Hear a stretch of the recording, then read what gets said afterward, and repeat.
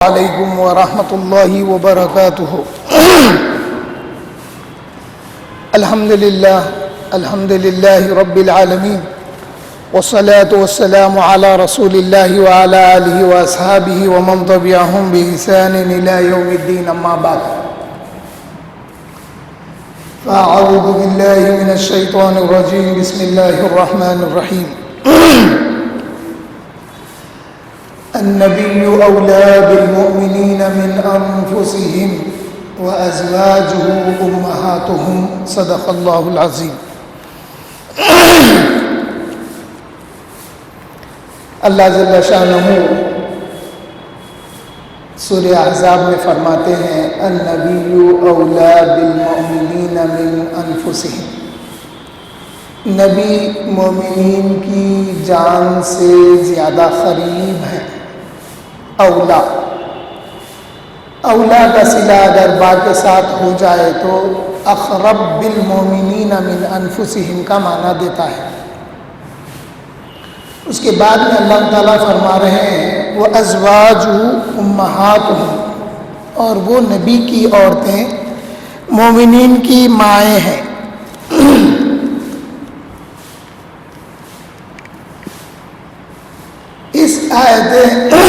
اس آیت کریمہ کی روشنی میں سب سے پہلے جو ام المومنین کہلائی، جو ساری امت کے ماں کہلائی، وہ ہے حضرت خدیجہ بنت خویلد رضی اللہ عنہا۔ بعض دفعہ ہم لوگوں کو نام لینے میں مشکل ہوتی، دو اعراب ہیں، ایک ہے خدیجہ، دال سے پڑھنا، تے سے نہیں پڑھنا، یا اگر انگلش میں سمجھ رہے تو ٹی نہیں پڑھنا، ڈی پڑھنا، وہاں پہ خدیجہ پڑھنا، ختیجہ نہیں پڑھنا۔ ایک نام جو کہا جاتا ہے عربی میں، ایک ہے خدیجہ، دوسرا خدیجہ بھی ہے۔ جیسا خضر علیہ السلام کو خضر بھی کہیں گے، خضر بھی کہیں گے، اسی طرح سے جبرائیل اور جبریل دو بھی صحیح ہیں، غلط نہیں۔ تو جب ہم ام المومنین کا نام لیں گے تو خدیجہ کہیں گے، خدیجہ بنت خویلد، ان کے والد کا نام تھا خویلد یا خویلد بھی آیا ہے۔ تو میں بتا رہا تھا کہ ام المومنین کا صحیح نام لینے کا طریقہ صحیح اعراب کے ساتھ لینا۔ آپ کا نام نامی ہے حضرت خدیجہ بنت خویلد، اور آپ کا سلسلہ نسب بھی والد کی طرف سے اور والدہ کی طرف سے، دونوں سلسلوں سے جا کے حضور کے سلسلے میں اوپر ملتا ہے۔ ایک بات آسان سمجھانے کے لیے کہہ رہا ہوں، مرد آدمی سے کہا جاتا عورت تمہاری پھسلی کی بنی ہوئی ہے، بول کے حدیث شریف میں ہے، اور وہ بھی ٹیڑھی پھسلی سے ہے بول کے۔ تو یہاں ایک بات سمجھ میں آنے والی یہ ہے، حضور کا جتنا اعلیٰ رتبہ اعلیٰ مقام ہے، اسی مناسبت سے اللہ تعالیٰ نے ام المومنین حضرت خدیجہ رضی اللہ تعالیٰ عنہا کو بھی حضور کے خاندان میں رکھا۔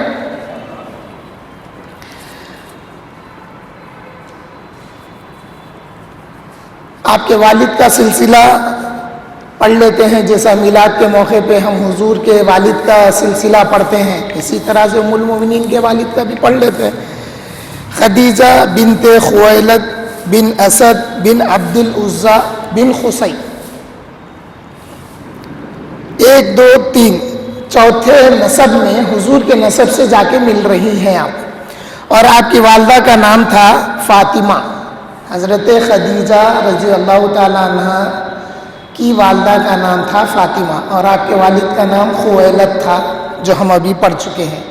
حضرت خدیجہ بنت خویلد بن اسد بن عبد العزیٰ بن قصی، یہ آپ کے والد سے سلسلہ حضرت قصی تک مل گیا حضور کے سلسلے میں۔ آپ کی والدہ کا سلسلہ حضرت خدیجہ بنت فاطمہ بنت زائدہ بن عاصم بن حرم بن رواحہ بن حجر بن عبد ابن معیس بن عامر بن لوئی ابن کعب، اوپر کے سلسلے میں حضور سے آپ کا سلسلہ مل گیا۔ حضرت خدیجہ رضی اللہ تعالیٰ عنہ کے والد حضرت خویلد ایک بڑے بزنس مین تھے آپ، اور مکہ مکرمہ کے بڑے تاجروں میں شمار ہوتا تھا آپ کے پاس۔ اور بی بی خدیجۃ الکبریٰ رضی اللہ تعالیٰ عنہ کے پاس 20 نوکرانیاں تھیں۔ کنیزیں بولے تو سمجھ میں نہیں آتا آج کے دور میں، آسان لفظ ہے نوکرانی یا خادمہ، 20 خادمائیں تھیں۔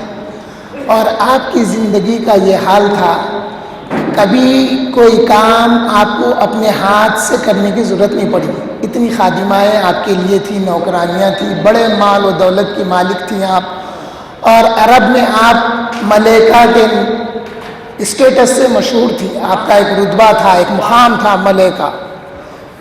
اور ایک موقع پر آپ کے والد اور آپ کے شوہر مخزومی جو تھے وہ ایک لڑائی میں دونوں مارے گئے، اور آپ سے ایک اور صاحب سے آپ کا عقد زواج ہوا تھا، ان سے بھی آپ بیوہ ہو گئی تھی، یعنی 2 شوہروں سے آپ بیوہ ہو چکی تھی، اور آپ کا دل پھر شادی کرنا نہیں چاہا، آپ ایسے ہی زندگی گزار رہی تھی۔ چونکہ والد کا انتقال ہونے کی وجہ سے جو والد کا تجارتی کاروبار تھا، وہ کاروبار کی ذمہ داری آپ پر آ گئی۔ جب وہ ذمہ داری آپ پر آئی اور آپ کے والد کا کاروبار ملک شام، ملک مصر اور کئی عرب ممالک میں آپ کے تجارتی قافلے آتے جاتے تھے والد کے، جب یہ ذمہ داری آپ پر آ گئی تو آپ اپنے خاندان کے لوگوں کو اس کاروبار میں شریک کیا۔ آپ مال تجارت ان لوگوں کو دیتے تھے، وہ لوگ کاروبار کر کے جو منافع آیا اور جو اصل مال کی قیمت ہے وہ جمع کراتے تھے، اور حضرت خدیجہ رضی اللہ تعالی عنہ اس کا ان کو معاوضہ دیا کرتے تھے۔ اب ایک بات ہے کہ ان ہستیوں کا ذکر آج کے دور میں کیوں کرنا؟ بھائی رمضان کا مہینہ ہے، زکوٰۃ کے مسائل، روزے کے مسائل، تراویح، یہ سب ہونا چاہیے، پھر ان کا ذکر کیوں کرنا؟ تو سیدھا میسیج ہمارا مرکزی مجلس اہل سنت کا ایک ہی میسیج ہے کہ ان عبادتوں کو قبولیت کے مقام تک پہنچانے کے لیے ان کا ذکر کرنا ضروری ہے۔ یہ بات ہے، آفتاب خطابت کا بھی میسیج یہی ہے۔ ٹھیک ہے، عبادتیں ہو رہی ہیں، مگر ہم ان کا ذکر کر لیتے ہیں تو رمضان کا مہینہ، پھر آپ کے وصال کا دن، اللہ ان لوگوں کے ذکر کی وجہ سے ہماری جو بھی عبادتیں ہیں انشاءاللہ اس کو قبول فرمائے گا۔ یہی مقصد ہے اور کچھ بھی نہیں ہے۔ شہر حیدرآباد میں بہت ساری تنظیمیں، ادارے سب کام کر رہے ہیں، کوئی زکوٰۃ بیان کر کے زکوٰۃ لے رہا، کوئی روزے رکھا کے افطاری کے پیسے وصول کر رہا، کوئی لوگوں کو غربت بتا کے لوگوں سے زکوٰۃ کا مال وصول کر رہا، غریب کو غریب ہی رکھ رہا، کئی کو غریب رکھ رہا، پھر سال کو غریب کو بتا کے پیسے لینا ہے۔ ہماری سوچ تو جب ہم باہر تھے شروع سے ہماری سوچ یہ رہی کہ زکوٰۃ کا مال کسی کو اتنا دے دینا کہ انہیں پھر سال زکوٰۃ دینے کے قابل ہو جائے۔ 10 جنے آ رہے ہیں، 10 جنوں کو 2,000 10,000 دے رہے ہیں، اور 10 لوگوں کو زکوٰۃ دیا میں، ارے پھر بھی انہیں غریبی سے نا ہر سال مانگنے آ رہا، یا تو ہر سال اس کو مستحق سمجھ کے زکوٰۃ دے رہا۔ کیوں بھائی؟ اتنی ایسی مدد کر دو کہ انہیں آنے والے سال تک صاحب نصاب ہو جانا، انہیں خود زکوٰۃ دینا۔ یہ سوچ پیدا کرنے کی ضرورت ہے ہم میں، اللہ ہم کو ایسی سوچ عطا کرے۔ اس زمانے میں میں ریکمینڈ کرتا تھا کچھ لوگوں کو، بھائی آپ دے رہے نا، کسی کو باہر بھیج دو۔ اس زمانے میں 35-40 ہزار میں لوگ سعودی عرب کے ویزے پہ نوکری لگتی تھی لوگوں کی۔ میں بتاتا تھا بھائی آپ چیدہ کیوں دے رہے ہیں؟ ہم کسی ایک کو زکوٰۃ دیے، اگر وہ گھر کا ایک بچہ باہر چلے گیا تو پورے گھر کے لیے سپورٹ ہو جاتی، پھر انہیں زکوٰۃ مانگنے کے قابل نہیں رہتا، نہ انہیں نہ اس کا باپ۔ سوچئے ہونا، آج آپ پیپر میں دیکھیے غریبوں میں راشن تقسیم کر رہے ہیں، پہلا پیکیج کم سے کم 2,500 سے 10,000 40,000 تک بھی آیا پیپر میں مہینے بھر کا. کیا ہے یہ؟ میری نظر میں یہ ایک کاروبار ہے. زکوٰۃ ادا کریے اللہ کو راضی کرنے کے لیے. اللہ میرے کو بھی توفیق دے.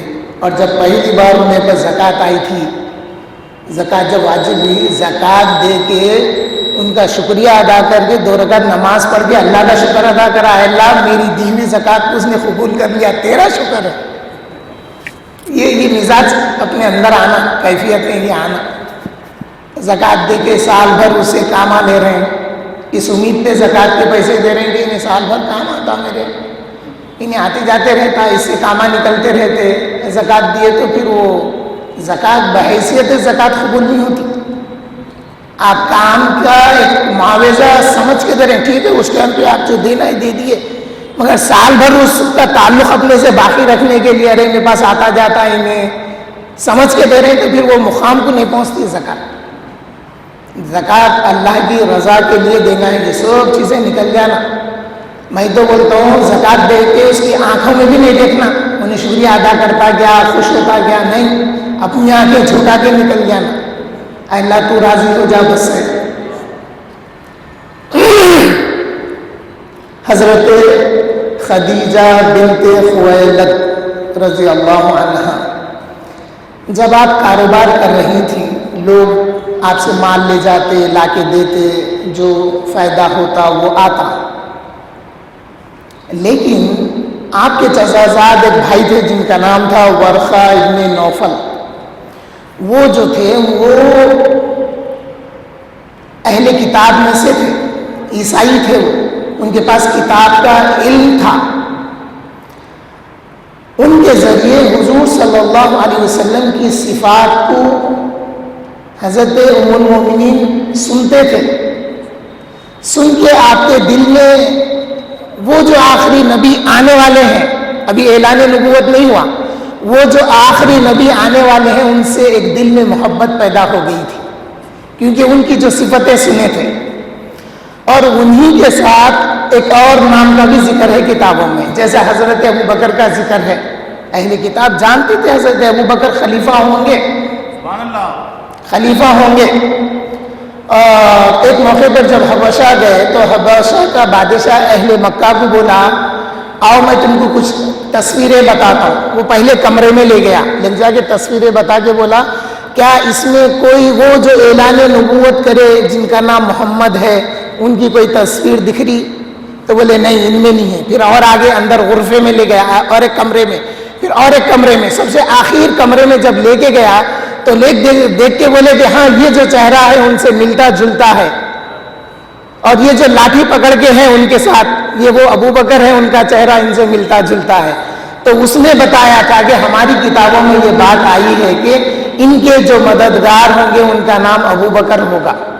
تو کتابوں میں پہلے سے یہ ذکر ہے، نہ صرف ان کا ذکر ہے بلکہ اہل بیت نبوت کا بھی ذکر ہے.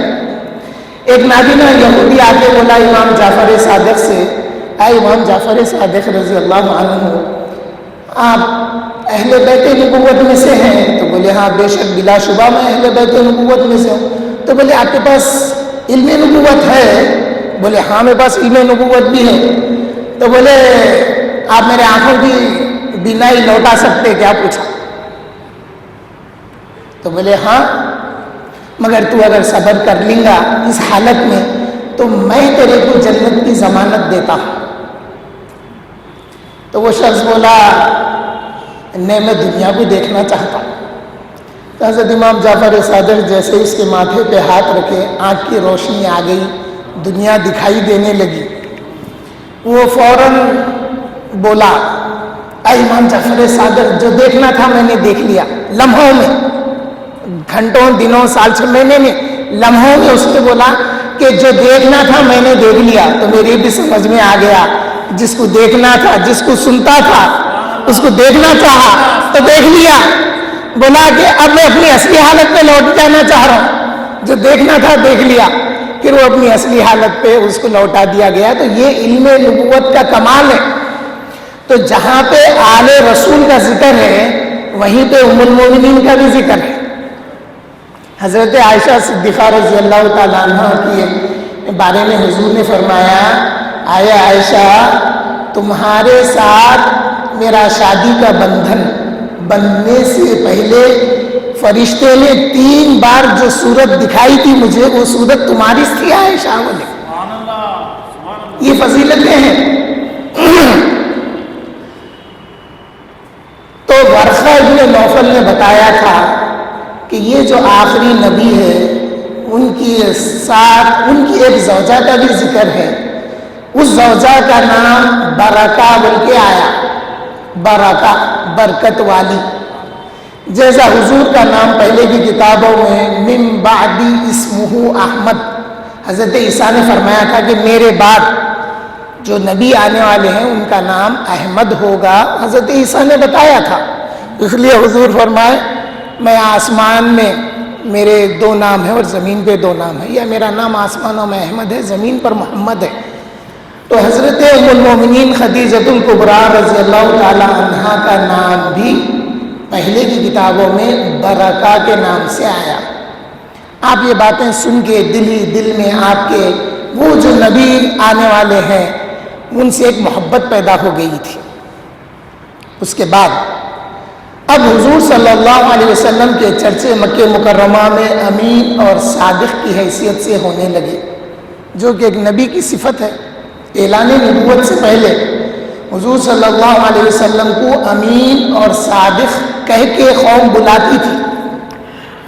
حضور کے زمانے میں حضور کے اتّا صادق اور امین آپ کو امانت دار کی وجہ سے، آپ کے پاس جو امانتیں رکھائی جاتی تھی وہ امانتوں کی امان حضور سے زیادہ کسی کے پاس نہیں تھی. اس لیے بے شک مخالفت کرتے حضور کی، مگر جب امانتیں رکھانے کا موقع آتا تو حضور کے پاس ہی چاہتے تھے. بے شک حضور کی باتوں کو جھٹلاتے مگر حضور کو صادق مانتے تھے.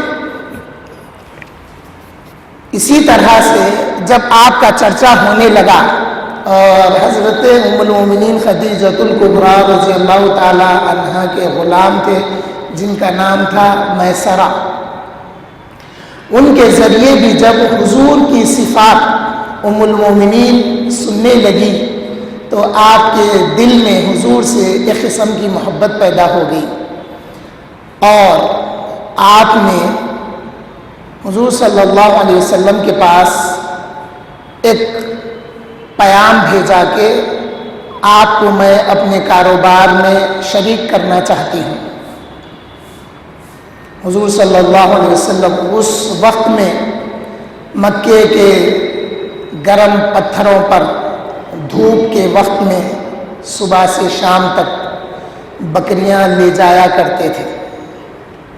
یہ وہ دور تھا. اس کے بعد جب حضرت خدیجہ رضی اللہ تعالی عنہا نے آپ کو یہ آفر کیا تو حضور صلی اللہ علیہ وسلم کو جو کچھ مال غنیمت دیا گیا آپ وہ مال لے کر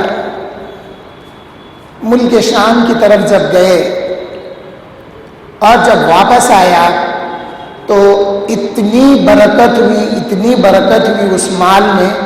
حضرت ام المومنین خدیجۃ الکبریٰ رضی اللہ تعالی عنہا اس برکت اس فائدے کو دیکھ کر بہت خوش ہوئی اور آپ کے دل میں یہ بات جگا کر گئی کہ وہ جو مکے سے آخری نبی اعلان کریں گے یہ وہی ہو سکتے ہیں.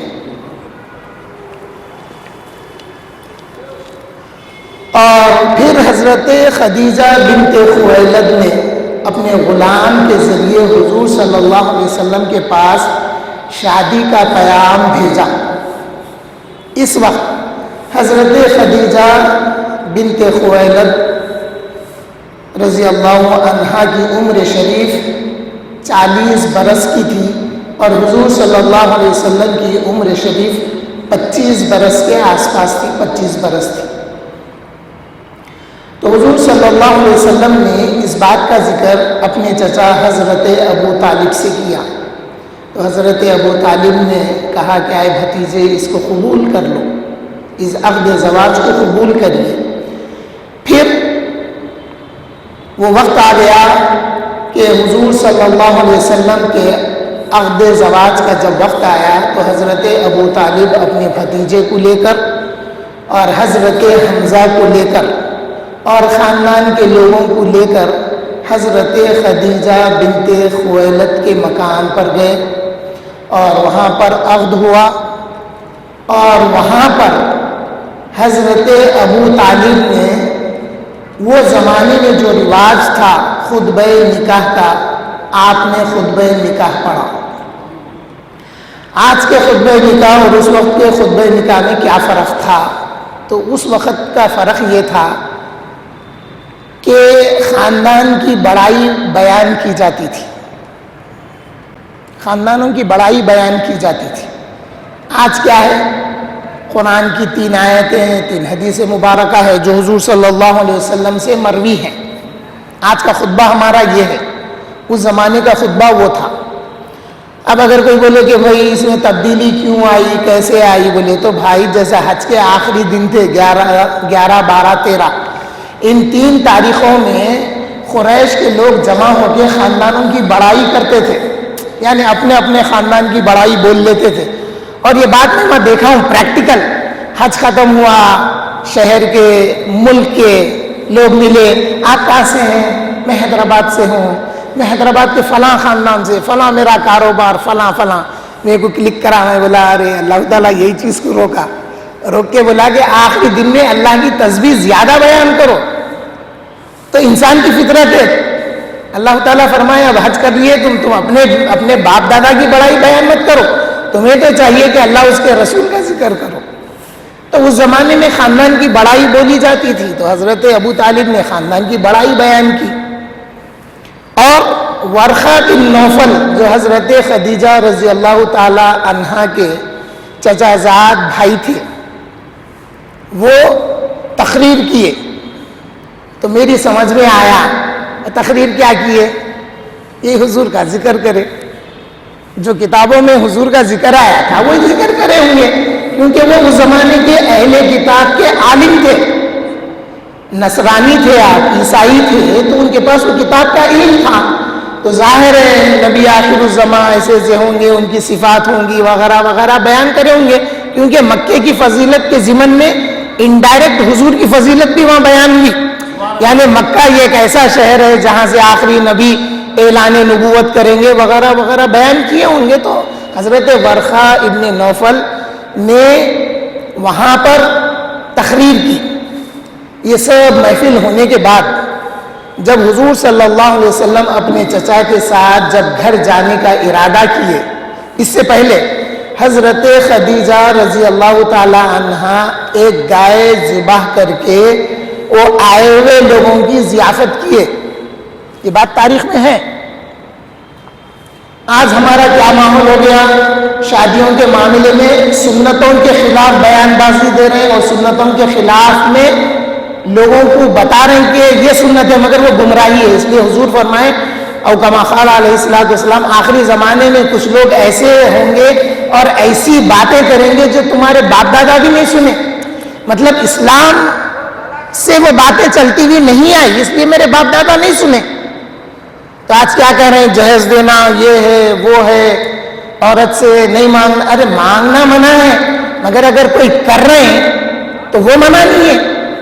اب ایک بیٹی کی شادی کا موقع ہے، باپ کروڑ پتی ہے، انہیں چاہیں گا کہ شادی کے موقع پہ میں میرے خاندان والوں کو کچھ اچھا پلاؤں، نہیں تو اس سے اچھا موقع اور کون سا آئے گا زندگی میں؟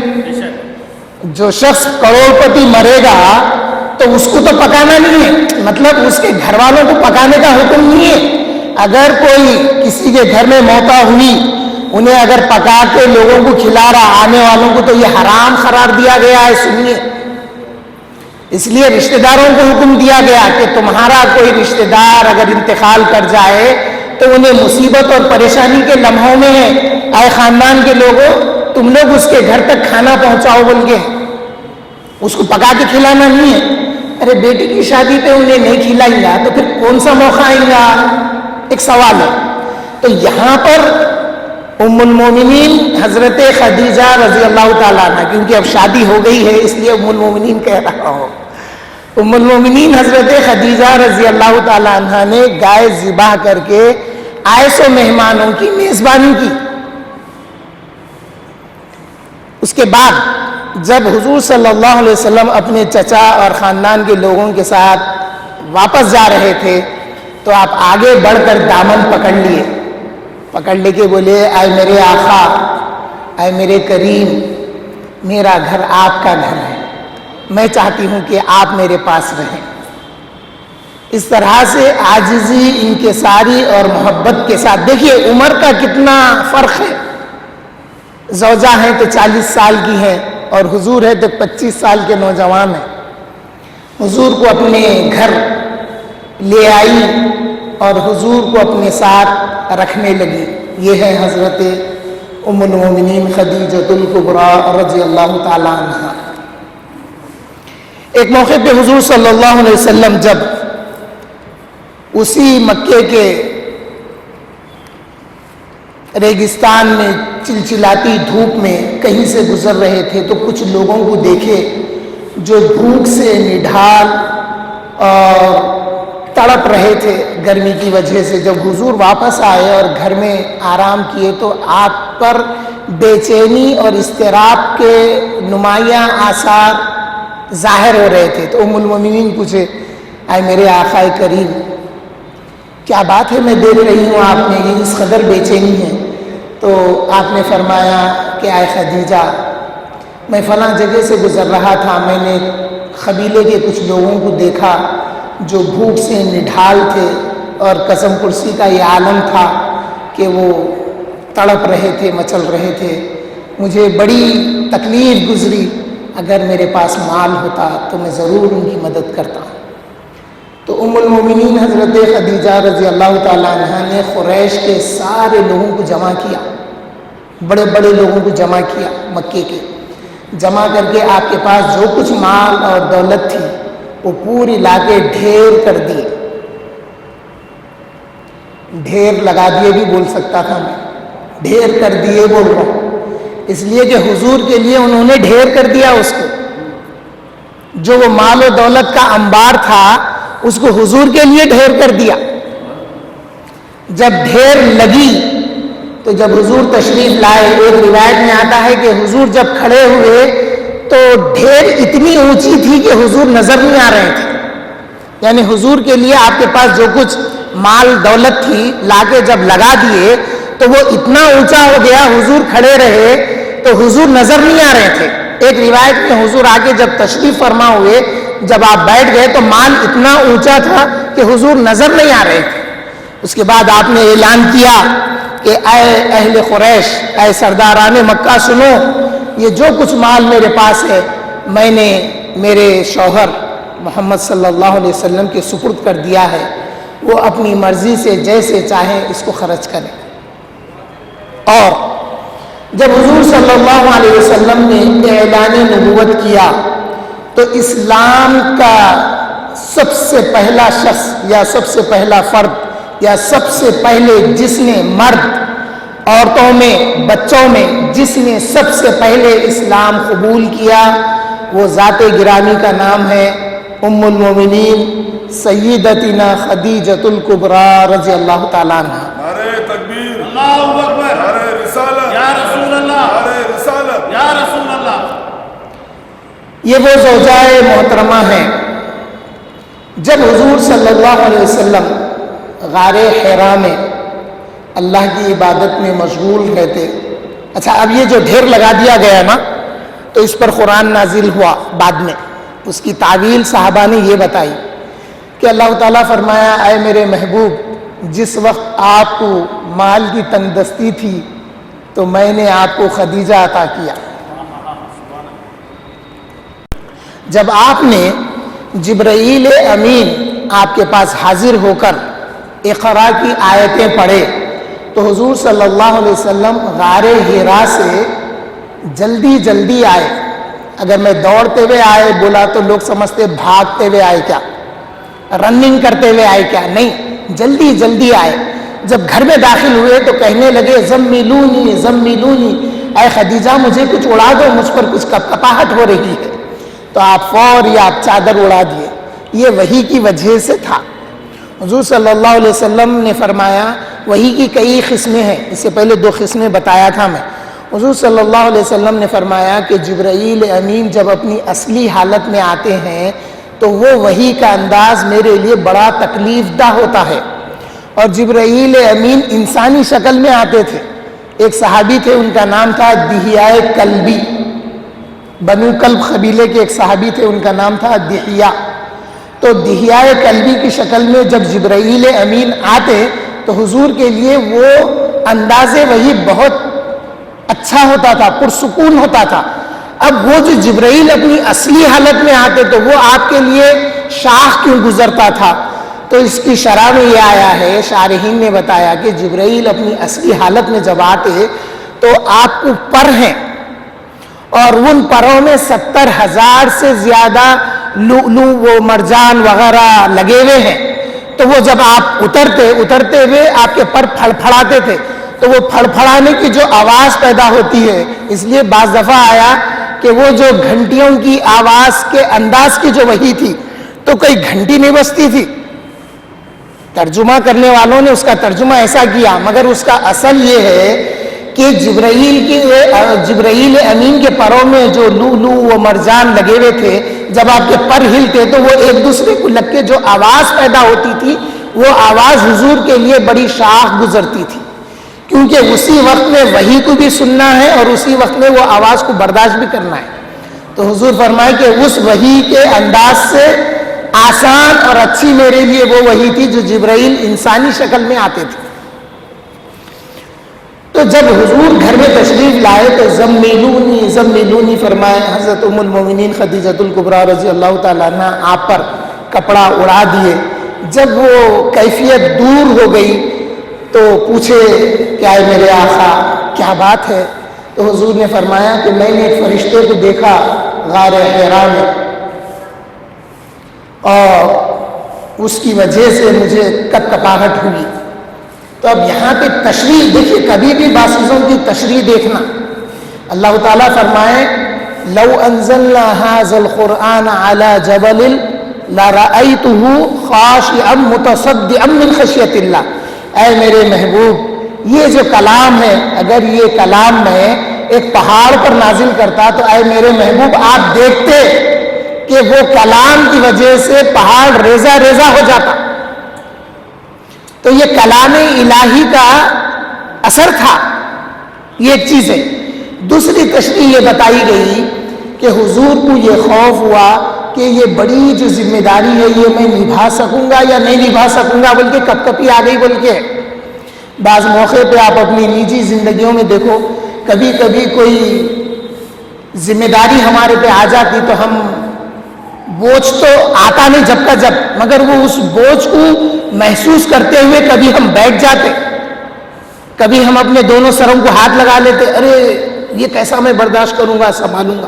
بعض موقعوں پر والدین کے انتقال کے موقع پہ جو بڑے بھائی یا بڑے ہوتے ہیں ذمہ دار، وہ لوگ جب اس بوجھ کو محسوس کرتے تو اس کو محسوس کرتے ہوئے وہ لوگ بیٹھ جاتے کھڑی ہوئی حالت میں، کبھی کبھی سروں کو ہاتھ لگا کے بولتے اے اللہ میری مدد کرنا، میں یہ معاملہ کیسے اٹھا سکوں گا وغیرہ وغیرہ، اپنے کے ہر ایک کے انداز رہتے۔ تو یہاں پر جو کپکپی ہوئی، جبرائیل کو دیکھ کے کپکپی نہیں ہوئی، بلکہ جو وحی کا اثر تھا اس کی وجہ سے کپکپی ہوئی۔ تو حضرت خدیجہ ام المومنین رضی اللہ تعالیٰ عنہ حضور کو اپنے چچا زاد بھائی ورقہ ابن نوفل کے پاس لے کر گئے، تو وہ پوچھنے لگے کہ اے بھتیجے کیا کیفیت ہوئی بتاؤ۔ تو حضور صلی اللہ علیہ وسلم نے عرض کیا کہ میں ایسا ایسا دیکھتا ہوں، میرے پاس ایک فرشتہ آتا ہے اور وہ یہ وحی لے کر آیا ہے۔ تو انہوں نے تسلی دی کہ ہم نے اپنی کتابوں میں پڑھا ہے یہ وہی فرشتہ ہے جو حضرت موسیٰ اور عیسیٰ کے پاس بھی آیا تھا۔ اچھا، ام المومنین کو دیکھیے، ام المومنین حضرت خدیجۃ الکبریٰ رضی اللہ تعالی عنہ بہت فہم رکھتی تھیں۔ آپ جب اتنا کاروبار تھا آپ کے پاس تو بہت فہم رکھتی تھی آپ۔ جب شروع میں حضور صلی اللہ علیہ وسلم فرمانے لگے اے خدیجہ میں ایک فرشتے کو دیکھتا ہوں، تو ام المومنین کہنے لگی یا رسول اللہ، یا محمد صلی اللہ علیہ وسلم، ہم دیکھیں گے کہ وہ فرشتہ ہے یا بدرو ہے، ٹیسٹ کریں گے۔ تو حضور سے وہ کہنے لگی کہ جب وہ فرشتہ آتا نا آپ میرے کو اطلاع کرنا۔ ایک موقع ایسا آیا کہ وہ فرشتہ جبرائیل حاضر ہو گئے تو حضور فرمائے کہ اے خدیجہ وہ آ گیا۔ آپ دوڑتی ہوئی قریب آئی اور حضور کو اپنے پہلو میں لے لیے، یعنی حضور سے قریب ہو گئے۔ قریب ہو کے بولے یا محمد صلی اللہ علیہ وسلم، کیا وہ فرشتہ ابھی بھی نظر آ رہا؟ جب میں دور تھی تو وہ فرشتہ آیا، اپنے آپ کو اپنے قریب کر لیے، کیا وہ فرشتہ ابھی بھی نظر آ رہا؟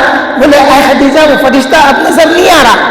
تو آپ حضور سے دور ہو کر فرمائی کہ بے شک یہ فرشتہ ہے، کوئی بدرو نہیں ہے، آپ اطمینان رکھیے، اللہ تعالیٰ آپ کو ایسے ہی نہیں چھوڑے گا۔ تو یہ وہ ام المومنین حضرت خدیجہ رضی اللہ تعالیٰ عنہ ہیں جو ہر موڑ پر حضور صلی اللہ علیہ وسلم کو تسلی دیا کرتی تھی۔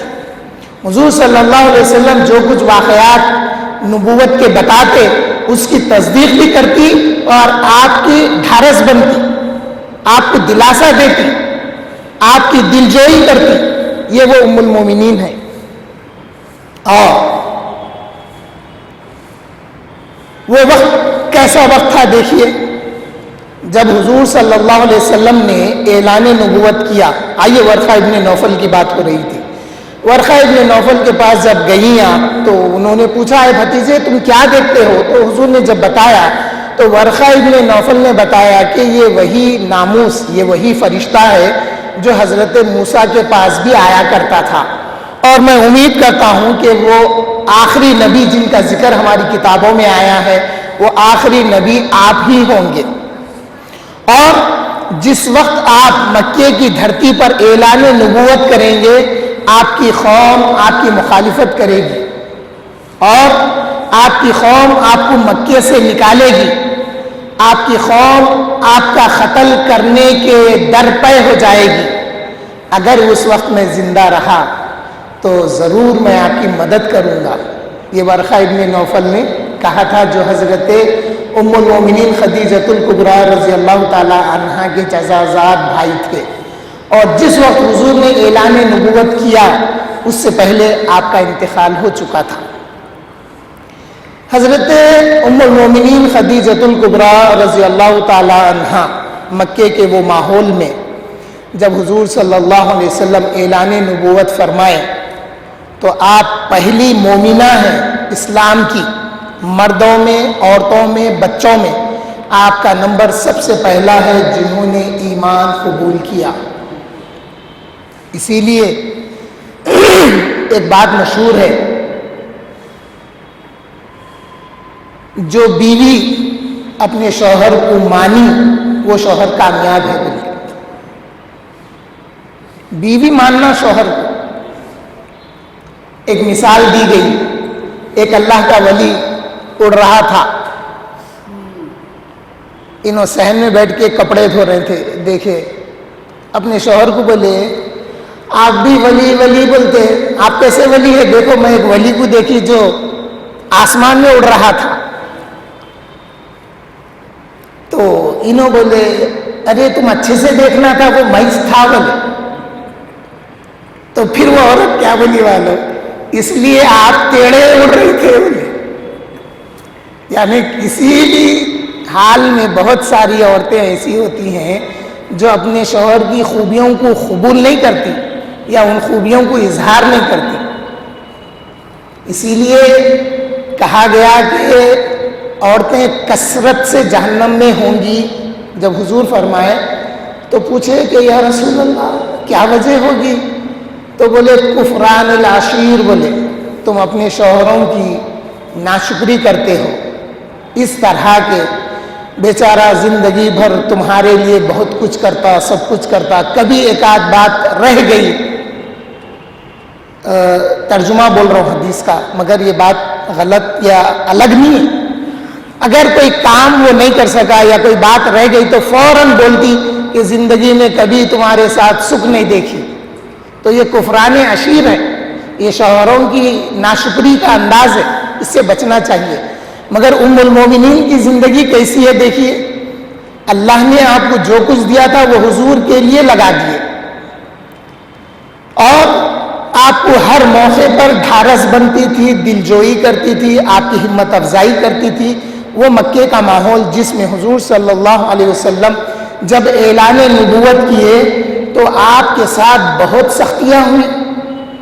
دین جو ہم تک یہاں تک جو دین آیا, یہ بغیر قربانیوں کے, بغیر مال کے خرچے کے, بغیر خون بہائے کے اسلام یہاں تک نہیں آیا. آج جو لوگ یہ باتیں کرتے ہیں کہ اسلام میں شدت نہیں ہے, ایک موقع پہ ایک صاحب دوران تقریر میں صرف ہم کا لفظ استعمال کیا تو 2 جنے بول رہے ہیں ہم نہیں بولنا تھا, آپ کئی کو بولے تو صبح گئے. میں بولا آپ اپنے اوپر کئی کو سمجھے, ہم بولے تو اس میں بھی تھا نا, تم نہیں بولا میں, یا آپ لوگوں نے بولا میں بولا ہم بولا میں, تو میں بھی تھا نا, میرے کو بھی دیکھنا تھا, آپ بولا میں. تو ذہن کتنا اتر گیا دیکھو. پھر میں فوری بولا, میں بولا مسلمان اس وقت تک نہیں ہوتے جب تک باطل معبودوں کو برا نہیں بولتے, اس وقت تک کلمہ پورا نہیں ہوتا. لا الہ نہیں ہے کوئی عبادت کے لائق, جب آپ بولیں گے تو الا اللہ بولنے کا ہے. میں بولا یہ جب میں بولا تو وہ خاموش ہو گیا. تو ذہن کتنا گر گیا, نہیں کسی کو برا نہیں بولنا, اللہ جن کو برا بولا ان کو بھی برا نہیں بولنا, کیسی بات ہے یہ. اللہ تعالیٰ فرمائے کوئی جنتی جہنمی کے برابر, جہنمی جنتی کے برابر نہیں ہو سکتا. نہیں تو آپ بول رہے ہیں جنت کا ذکر کرو, تو جہاں جنت کا اللہ نے ذکر کیا وہاں پہ جہنم کا بھی ذکر کیا. جہاں فرما برداروں کے مقام کا ذکر کیا تو وہیں پہ نافرمانوں کو جہنم کے گڑھے میں ڈالوں گا, یہ بھی ذکر کیا ہے اس نے. تو ام المومنین حضرت خدیجہ رضی اللہ تعالی عنہا جب جب حضور صلی اللہ علیہ وسلم کو اذیت پہنچائی جاتی یا برے الفاظ سے خطاب کیا جاتا تو حضور پر جو آثار ظاہر ہوتے وہ دیکھ کر آپ شناسائی تھی حضور کے چہرے کی, حضور کی طبیعت کی شناسائی آپ رکھتی تھی. آپ پوچھتے یا رسول اللہ کیا ہوا, اگر حضور کہتے کہ آج لوگوں نے مجھے جھٹلایا ہے تو آپ دلاسا دیتی. یہ وہ ام المومنین تھی حضرت خدیجہ الکبریٰ رضی اللہ تعالیٰ عنہ. اور حضرت خدیجہ الکبریٰ رضی اللہ تعالیٰ عنہ سے حضور صلی اللہ علیہ وسلم کی 5 اولادیں ہوئی ہیں, جن میں حضرت قاسم, حضرت زینب, حضرت ام کلثوم, حضرت رقیہ اور حضرت فاطمۃ الزہرا رضی اللہ تعالی عنہن, اور حضرت عبداللہ. جب حضرت قاسم بلوغ تک پہنچ گئے تو ایک صحابی روایت میں کہتے ہیں کہ حضور کو یہ امید تھی کہ آپ کے شہزادے ٹک کر گھوڑے پر گھوڑا سواری کریں گے. اس زمانے میں ہوتا کیا تھا, اپنی اولاد کو گھوڑے سواری اور آلات حرب و ضبط سے وہ لوگوں کو ٹرین کرتے تھے, کر کے سمجھتے تھے کہ اب میں مستحکم ہو گیا ہوں, یعنی اپنی اسٹیبلٹی کے لیے اپنی اولاد کو ایک پلیٹ فارم پہ لاتے تھے. تو ابھی حضور کے شہزادے قریب تھا کہ آپ جوان ہوتے, اللہ تعالیٰ نے آپ کی روح کو قبض کر لیا. اعلان نبوت سے پہلے آپ کے یہ شہزادے انتقال کر گئے تھے. بعد میں پھر حضرت زینب کی ولادت ہوئی, پھر حضرت رقیہ, پھر حضرت ام کلثوم, پھر حضرت فاطمہ رضی اللہ تعالیٰ عنہ اور حضرت عبداللہ. حضرت عبداللہ کا بھی انتقال بچپن میں ہو گیا. اور ایک صاحبزادے تھے حضور کے جن کا نام تھا ابراہیم, اور وہ شہزادے تھے حضرت ماریہ قبطیہ سے. تو اب اس میں علماء یہ حکمت بتاتے ہیں کہ حضور صلی اللہ علیہ وسلم کے کوئی شہزادہ بھی جوانی تک نہیں پہنچا. اگر کوئی شہزادہ بھی جوانی تک پہنچتا تو پھر اس کو نبوت نہیں ملتی, کیونکہ حضور آخری نبی ہیں. تو پھر حضور کا مقام و مرتبہ حضرت ابراہیم سے کم ہو جاتا, کیونکہ حضرت ابراہیم کے شہزادے حضرت اسماعیل علیہ السلام کو بھی اللہ نے نبوت دی، آپ کے شہزادے حضرت اسحاق علیہ السلام کو بھی اللہ نے نبوت دی، اور بنو اسرائیل کا سلسلہ حضرت اسحاق سے. تو اللہ تعالیٰ نے اس نبی آخر الزماں کے خاتم النبیین کا جب اسٹیمپ لگا دیا، حضور آخری نبی ہے، تو آپ کے شہزادوں کو بلوغ تک بھی نہیں پہنچایا، بالغ ہونے سے پہلے، بڑے ہونے سے پہلے ہی اللہ نے اپنے پاس بلا لیا تھا. تو حضرت خدیجہ رضی اللہ تعالی عنہا ام المومنین سے حضور صلی اللہ علیہ وسلم کی یہ اولادیں ہوئی سوائے ابراہیم کے. اور ام المومنین عائشہ صدیقہ رضی اللہ تعالی عنہا سے ایک روایت ہے، وہ روایت یوں ہے، اس کو پڑھ کے سناتا ہوں، اس میں بھی بڑی دلچسپی ہے. یہ ہے کہ حضور صلی اللہ علیہ وسلم کے پاس، بخاری کی روایت ہے، حدیث نمبر 2009 ہے، مناقب، باب المناقب میں، ان عائشہ رضی اللہ تعالی عنہا قالت استأذنت حالۃ بنت خویلد. ترجمہ پڑھ دیتا ہوں کیونکہ ٹائم کم ہے. ام المومنین حضرت عائشہ صدیقہ رضی اللہ تعالی عنہ سے روایت ہے کہ حضرت خدیجہ رضی اللہ عنہا کی بہن حالہ بنت خویلد نے رسول اللہ صلی اللہ علیہ وسلم سے اذن طلب کیا. جیسے ہی ام المومنین کی بہن نے آواز سے اجازت مانگی، مانگتے حضور صلی اللہ علیہ وسلم کو ام المومنین حضرت خدیجہ یاد آ گئے اور آپ چونک کے اٹھ کے بیٹھ گئے، جیسا کہنا چاہیے. یہاں پر آیا کہ حضور نے حضرت خدیجہ کے اذن کو یاد کر لیا، جس سے حضور کانپ گئے، یعنی آپ چونک گئے، ارے یہ آواز تو خدیجہ کی ہے، خدیجہ کو تو انتقال کر کے ایک وقت گزر گیا. تو جب آپ دیکھے تو فقالا، تو آپ نے کہا اللہم حالہ، ہائے اللہ یہ حالہ ہے، یعنی میں خدیجہ سمجھا تھا، یہ تو حالہ ہے جو حضرت خدیجہ رضی اللہ تعالیٰ عنہ کی بہن ہے، جو اجازت لیے آواز سے. تو اب اس پر حضرت عائشہ صدیقہ رضی اللہ تعالیٰ عنہ کہتی ہیں قالت، تو میں نے کہا فغرت، مجھے غیرت آ گئی، فقلت ما تذکر من عجوز من عجائز قریش حمراء الشدخین، یعنی مجھے غیرت آ گئی اب اندر سے.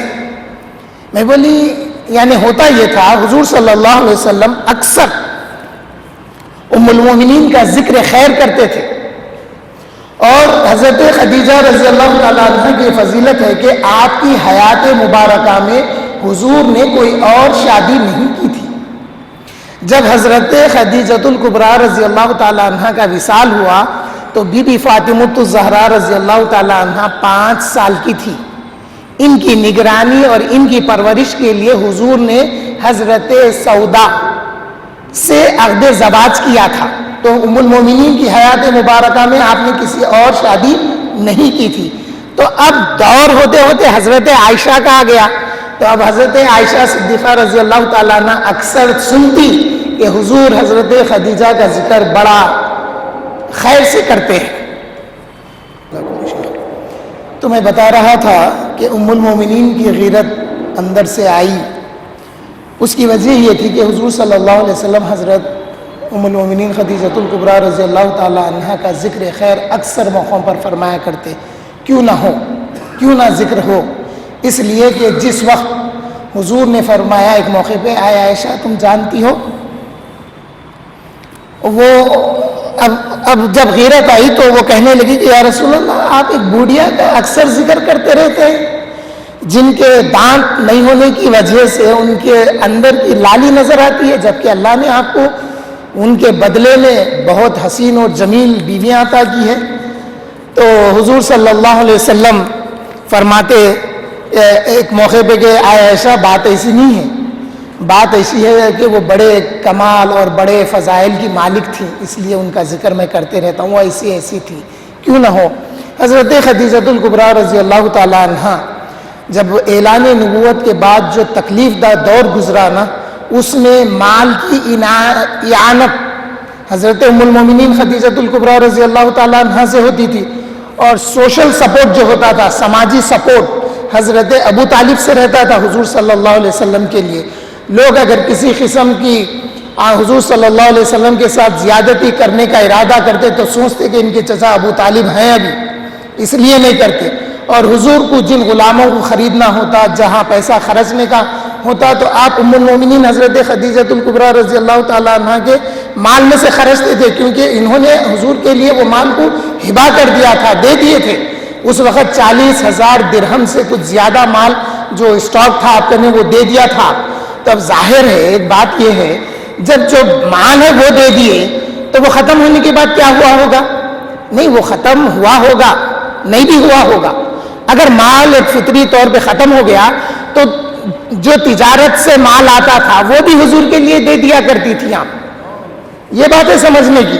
اور جب شعب ابی طالب نے سوشل بائیکاٹ کر کے حضور کے خاندان کو جب بند کر دیا گیا تھا 3 سال کے لیے, تو جو کچھ تجارت کا قافلے مکہ آتے تھے تو حضرت خدیجۃ الکبریٰ رضی اللہ تعالی عنہ کی جان پہچان کی وجہ سے, آپ کے مقام و رتبے کی وجہ سے لوگ چھپا کے لا کے دے دیتے تھے.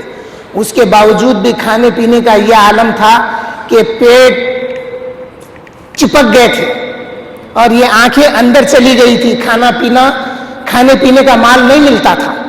پھر ایک وقت آیا, لاسٹ ٹائم میں بتایا کہ وہ سوشل بائیکاٹ ختم ہوا, اور پھر کیا ہوا, ام المومنین کا انتقال ہو گیا. حضرت خدیجۃ الکبریٰ رضی اللہ تعالیٰ عنہ کا جب انتقال ہوا تو پھر کچھ دنوں کے بعد حضرت ابو طالب کا بھی انتقال ہو گیا. اور جب آپ کا انتقال ہوا تو حضور صلی اللہ علیہ وسلم نے اس سال کو غم کا سال قرار دیا, اور اصحاب سیر نے بھی اس کو عام الحزن قرار دیا, کیونکہ ایک ہی سال میں 2 بڑی ہستیوں کا وصال ہو گیا, جس کی وجہ سے حضور صلی اللہ علیہ وسلم کو بہت بڑا صدمہ تھا اور آپ کو بہت بڑا غم تھا.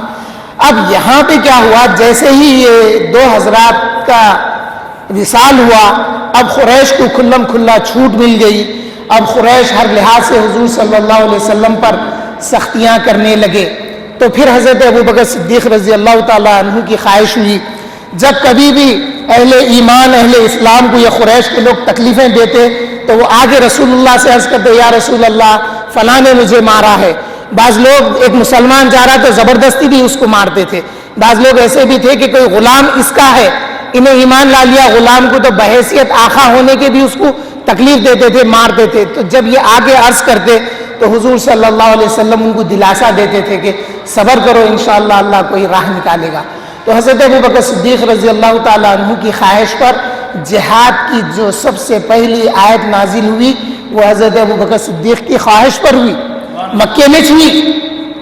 اذن للذین کفروا, بلکہ اب اجازت ہے آپ کو اے میرے محبوب, جو لوگ آپ کے ساتھ, جو کافر آپ کے ساتھ ظلم کرتے ہیں ان کا جواب دیا جائے, اللہ آپ کا مددگار ہے. یہ ہوا. اور پھر اس کے بعد ہجرت کا اللہ کی طرف سے اذن ہوا کہ اے محبوب اب یہ چھوڑ کے ہجرت کر کے مدینہ شریف آ جائیے. مدینہ آئے تو اکثر حضور ذکر کرتے تھے, اور حضرت ام المومنین خدیجۃ الکبریٰ رضی اللہ تعالی عنہا کے سہیلیوں کے پاس حضور تحفہ بھیجتے تھے. اگر آپ ایک بکری بھی کاٹتے تو اس کا کچھ گوشت ان کے پاس بھیجتے تھے, تاکہ وہ جو یعنی ریلیشن شپ جو ام المومنین سے ان سہیلیوں کو تھی اس کا اظہار کرنے کے لیے. یہ تو حضور کے لیے خاص تھا. تو پھر ہمارے لیے کیا ہے؟ ہمارے لیے یہ حکم دیا گیا کہ اگر کسی کے والد کا انتقال ہو جائے اور والد کے جو دوست احباب ہیں ان سے اسی طرح ملنا جس طرح سے والد کی زندگی میں ملتے تھے. اب والد کے دوستوں کو چھوڑ دینا نہیں ہے, والد ہی مر گئے اب دوستوں سے کیا ملنا, نہیں. جس طرح سے آپ حسن سلوک والد سے کیا کرتے تھے, کبھی کبھی والد کے دوستوں کے ساتھ بھی حسن سلوک کر دینا, یہ حکم دیا گیا ہے. تو ام المومنین حضرت خدیجۃ الکبریٰ رضی اللہ تعالی عنہا کا بڑا مقام ہے.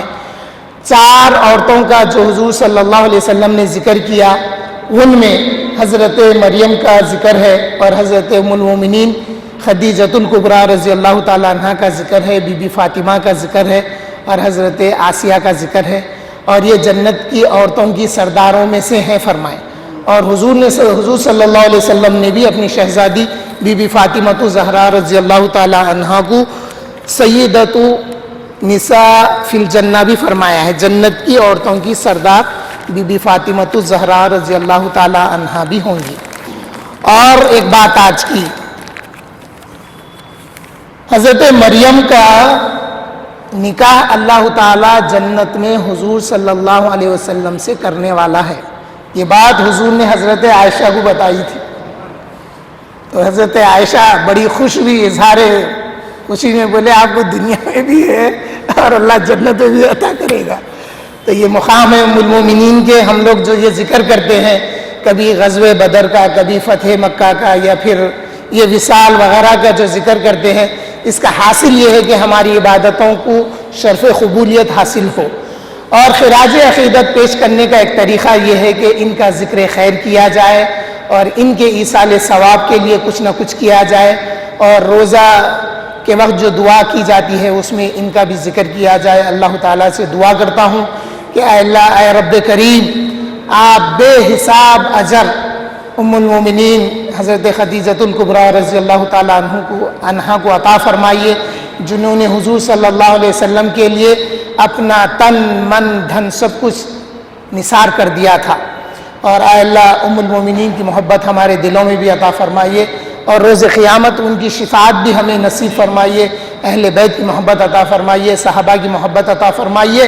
مرنے سے پہلے زبان پر کلمہ طیب لا الہ الا اللہ محمد رسول اللہ نصیب ہو، آمین، والحمد للہ رب العالمین۔